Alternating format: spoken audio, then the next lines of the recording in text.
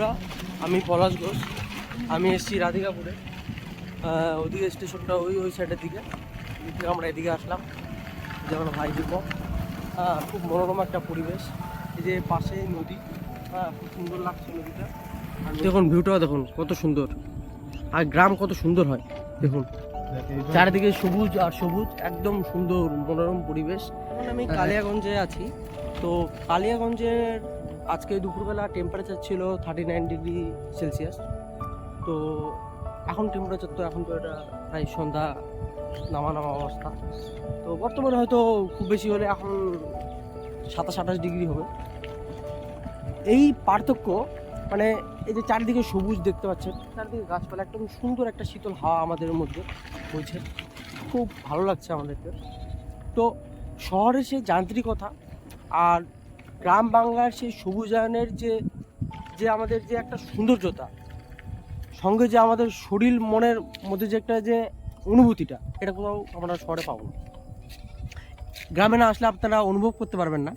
যে জিনিসটা গ্রামে আছে সেই জিনিসটা শহরে নেই, আবার যে জিনিসটা শহরে আছে সেই জিনিসটা গ্রামে নেই। তো আমার কথা একটাই, আপনারা যারা শহরে বাস করছেন মাঝে মধ্যে এরকম গ্রামে আসবেন, খুব ভালো লাগবে। আমরা বর্ডারে গেছিলাম, যদিও ওখানে ভিডিও অ্যালাউ নেই, তো আমরা ভিডিও করিনি। খুব সুন্দর। আর যাই বলেন, নদীর সৌন্দর্যতা গ্রামের একটা আলাদাই।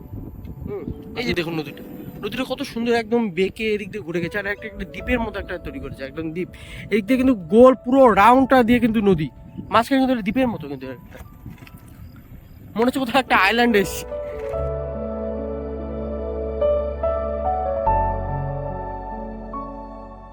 সুন্দর একটা বট গাছ।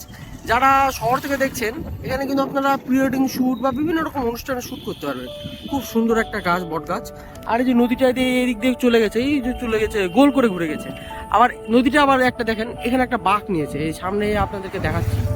এই যে দেখেন, দেখতে পাবেন আপনারা, দূর থেকে দেখতে বুঝতে পারছেন না। এই যে এইখানে একটা দ্বীপের মতো সৃষ্টি হয়েছে মাঝখানে। এখানে আবার ফরেস্টও আছে, খুব সুন্দর সুন্দর শ্যুট করা যাবে এখানে। প্রি ওয়েডিং হোক বা যে কোনো অনুষ্ঠান, জন্মদিন হোক, আপনারা এখানে এসে পিকনিক করতে পারবেন। হলো রাধিকাপুর হাট।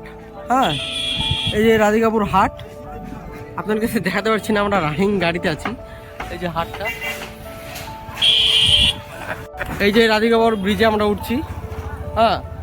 এখান থেকে এই নদীটা দেখা যাচ্ছে, ওই যে দ্বীপের মতো আমরা আসলাম। নদীটা এত সুন্দরভাবে ঘুরে গেছে, নদীটা দুই দিক দিয়ে চলে গেছে, আর মাঝখানে একটা দ্বীপের মতো সৃষ্টি হয়েছে, সেখানে আপনারা শ্যুট করতে পারবেন। আপনারা এই ব্রিজে এখানেও শ্যুট করতে পারবেন, খুব সুন্দর। ওই যে রেল ব্রিজ ওদিকে সেই জায়গাটা, আই লাভ রাধিকাপুর যে লেখাটা আছে, খুব সুন্দর। এই যে এখানে অনেক ছবি মানুষরা আসে, ছবি তোলে, খুব সুন্দর। আপনারা এসে ছবি তুলতে পারবেন। আপনারা এখানে আসুন, ঘুরুন, খুব ভালো লাগবে। খুব একটা পিকনিক চলছে সন্ধ্যাবেলা, সে রাধিকাপুর ব্রিজ থেকে তুলছি। ওই যে আপনাদেরকে ওই দ্বীপটার কথাই বলছিলাম, দুই সাইডে নদী দেখেন, এই জায়গাটা থেকে একদম স্পষ্ট বোঝা যাবে। সন্ধ্যা ঘনিয়ে এসে এই জন্য অত ভালো বোঝা যাচ্ছে না, জুমগুলো বোঝা যাবে। এই সাইডে একটা নদীটা চলে গেছে, আবার এই সাইডে নদী চলে গেছে। এই দুই সাইডে নদী চলে গেছে, সুন্দর দ্বীপের মতো। এই ছোট ব্লগটা এইটুকুই। আগামী দিনে আবার আসবো, আপনারা সঙ্গে থাকবেন, পাশে থাকবেন।